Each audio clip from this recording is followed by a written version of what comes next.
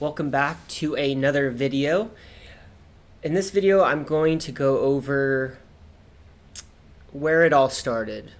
When I first started to drink, when I first got drunk.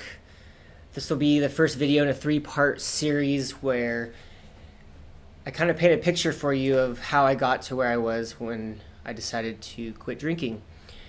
This video will be about drinking in high school. So let's start with the first time I drank, the first time I got drunk. I would say a freshman in high school, not really sure, more or less. And I grew up, small little farm town, not a whole lot to do. Not that that's an excuse to drink, but we were always kind of getting into things we probably shouldn't have been. And on our property, we had a caboose. Red Santa Fe caboose. It was on tracks. It was kind of growing up. It was our playhouse, and I remember we had an Easter gathering with a bunch of family and friends at our house, and there was some beer left over, and it had been sitting in the ice chest. Who knows, a week or two out in the heat, and some friends and I were like, hey, let's go to your house. Let's drink in the caboose. And I was like, oh, yeah, we got an ice chest, with some leftover beers from Easter. So we planned out a night to sneak beers out of the ice chest, go into the caboose, and drink them. And I remember going into that night just kind of excited, getting into something that you probably, well, not probably, you shouldn't be getting into. There was a thrill about it. Having your first beer, hanging out with your friends. It's at your house. You're kind of like responsible for this happening, and you get kind of a natural high from it. And I remember drinking. It was Miller Genuine Draft. I haven't seen that beer in a long time. And it was hot. It was nasty. Hot beer is terrible, but like hot Miller Genuine Draft, MGD, it was terrible. But we still drank it because we were on a mission. And it was so hard to put down, but we were determined to do it. And I don't know how many beers I had, maybe 2, maybe 3 or 4. And between stomaching the hot beer, kind of getting the buzz, it felt good. It felt good because we were kind of rebels in a way, doing something we shouldn't, drinking beers like the big boys, so to speak. I can't remember. I remember feeling like a little buzz. I don't particularly recall like being super drunk or anything like that. It was more just about hanging out with your friends, doing something your parents told you not to do, and that was about it. We had a good time, and that's kind of where it all started. After that night, I didn't really drink on a consistent basis after that. There'd be parties here and there, and I'd maybe make it, there or not, and that's probably largely due to because I was still kind of making friends, making my way through high school. Didn't have a license yet, so people had to pick me up or my parents had to drop me off places, and logistically it just was kind of hard. And so I would say sophomore, junior years when I really started to drink pretty heavily, party consistently every weekend. And back then that was it just seemed like it was the thing to do. Or maybe it was just us. There was a group of us that, we would go pretty hard consistently every weekend, and I'd tell my parents, hey, I'll be back on Sunday and I'm going to go stay at a friend's house. They knew who it was, and for the next few years in high school, next 2 or 3 years, that was pretty much what my weekends consisted of. Drinking and partying, not every weekend, but close to it. It was always, where's the party? Who's getting the beer? How are we going to get it? Who's going to pay for it? It was always this mission, and that was part of the thrill, that process. Um, and I would drink heavily. I mean, it would be just sloppy, annoying, just getting wasted. Like drinking to the point of not remembering or just drinking until you pass out. And that was, I don't want to say the norm, but it wasn't exactly uncommon. And it was almost a competition in a lot of ways, like who could drink the most, who could get the most wasted, who could do the most ridiculous thing. And I'm me being a competitive person, a lot of times that was me, or at least I tried. And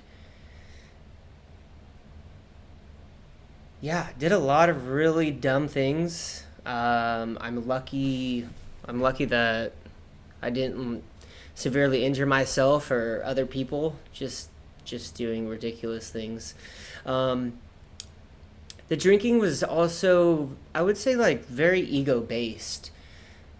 And what I mean by that is, it was almost, not almost, it was, I was like making a name for myself as a partier. That's what I feel like I was known as. And I would always try to push the limits. I would have tons of parties at my parents' house when they were gone. A lot of parties. They had a group of friends where they would go, get together and go away for a week on some trip or some cruise. And as soon as they were gone, all my friends knew, parties at our house. And we lived out on a few acres, and so we could have huge parties. I mean, there was multiple parties where there was probably a couple hundred people there. And cops did show up, but not that often. Some of the neighbors would rat on me, but it never really materialized to any sort of consequences. We cleaned up well, and so my parents didn't really know until further on down the line. And by then it was kind of like, what do they do? And we were dedicated to having these parties. I had a few friends that would help me kind of clean up after the fact. My parents were gone 1 week, and they were redoing the floor in the laundry room. So they took everything out of the laundry room, and it was kind of spread out all over the house. And they were leaving for a week, and it was over the summer. So we were obviously thinking, wow, we could party every single night. But what are we going to do with all this stuff? We can't party with all this stuff everywhere all over the house. So we're, I would say, pretty clever. We got a video camera and videotaped where everything was around the house. And then we put it back in the laundry room and partied almost every night for a week. And then cleaned up after that week before my parents got home, watched the video, and carefully placed everything back in its spot. They never knew. I mean, they know now, but that was 20 years ago. And at these parties, I mean, the drinking was pretty out of control. I mean, it was pretty heavy drinking, more than high school kids should be drinking. And I felt like a lot of times I was leading the way. Like I always had to be the life of the party, doing whatever, shots, beer bongs, all of it. It didn't matter. Just being crazy. And that was like my ego just pushing me in a direction that I shouldn't have been going. I didn't know at the time. I didn't care. I just liked the attention. At that age, you're kind of, I don't know if finding yourself is the right word, but you're definitely trying to make a name for yourself. How can you stand out? And partying was one of the ways that I stood out. When my parents would leave and the whole town would know, Brett's parents are gone, it's time to party. And we partied hard. As I look back on those years, we had some really good times, but we did so many stupid things where we really could have hurt ourselves or other people. There's definitely times when I drove when I shouldn't have drove. I mean, we lived out in the country, so maybe it was a little bit different, but that doesn't matter. There definitely were moments where I'm just like, well, what am I doing? But again, you just kind of like, you just think like that and you just keep going. We were very reckless, or I was very reckless with my body. We were, when we would get drunk, this was at the height of Jackass. So, of course, we were trying to do all the stunts they were doing, pushing each other in shopping carts into trees, jumping through bushes, just stupid stuff. Some things I won't even put on here. This one instance comes to mind, where honestly I probably should be dead. And there was a handful of us out one night drinking, just out in the country, like by the aqueduct, which is a big canal that ran through by our town. And it was in the winter, so it was muddy, and it was time to leave. And I was pretty drunk, and there was two cars. I hopped into a car that I didn't come in. They're like, oh, come on, we have a seat in here for you. It's like, all right, whatever. And I'm sitting in the back seat right behind the driver, and everyone had been drinking. So this guy takes off. I didn't even know anyone in the car. I didn't even know their names. I think I had just met him that night, but we were going, I don't know, to someone's house to go drink or something. And this guy takes off in his car. He's hauling ass down this country road, and the road kind of does an S turn. And right where it starts to veer on the first part of the S, there's a telephone pole right there. And he doesn't see it, and I'm kind of just like huddled down, like kind of facing my lap because I'm so drunk. And I remember the girl that was sitting in the front seat was just like, Bobby, what are you doing? And then boom, smack. And like, I didn't even know what happened, to be honest. We came to a standstill, and I can see from where I'm sitting, I can see the driver's face in the rearview mirror, just covered in blood, glass everywhere. The lady in the front seat is just screaming, I can't feel my face, I can't feel my face. And I'm just like trying to just process what happened. The guy next to me is like, I think he got the wind knocked out of him, but it looked like he was having a seizure. And come to find out, our friends were behind us in the other car, and he didn't see the S turn until too late, got in the mud and tried to swerve, and we swiped the telephone pole right where I was sitting.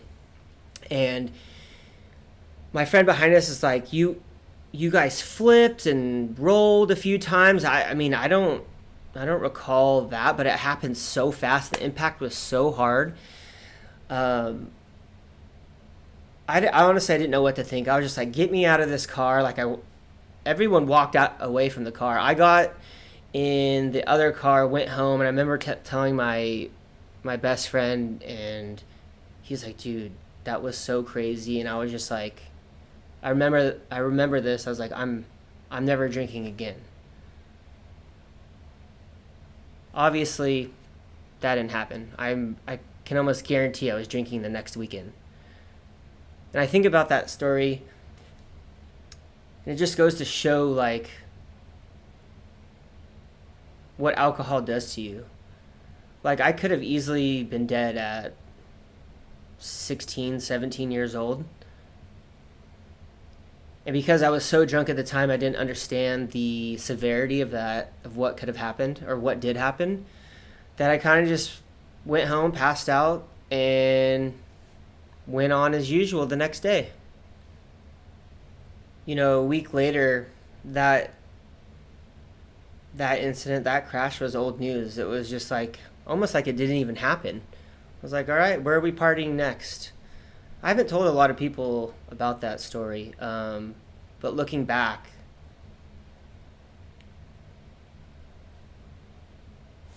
makes you wonder what alcohol really does to your mind, your thinking process. I just want to say, if you're watching this, and if you're in high school or at any stage of your life and you can kind of tell that alcohol is kind of leading you down a path that you don't want to go down, it's really time to think about your choices. I didn't have this mindset when I was younger. I was young, dumb, and thought I was going to live forever. In that particular instance, my life could have been over. And there are plenty of people where that's been the case. And it's sad. These things can be avoided. One little tiny mistake could be life-changing for you, for your family. I would encourage you to get help if you think that's what you need. Talk to friends and family about, what you're going through. I think talking about these things is super important. A lot of times I hide, what I'm really thinking and feeling out of fear, out of guilt, shame of what others will think. But you never know what people are going through. They might be going through something similar. And by you sharing, by you talking about it, that person might open up and you guys have a conversation about what you guys are dealing with. We're not alone out there. And you never know who you can help. So I want to thank you for taking the time to watch this video. In my next video, I'll be going over my drinking in college, which was insane. I got my degree in business administration with an emphasis in marketing, but I got a master's and a PhD in drinking and partying. So stay tuned for that. Be kind to yourself, and we'll see you on the next one.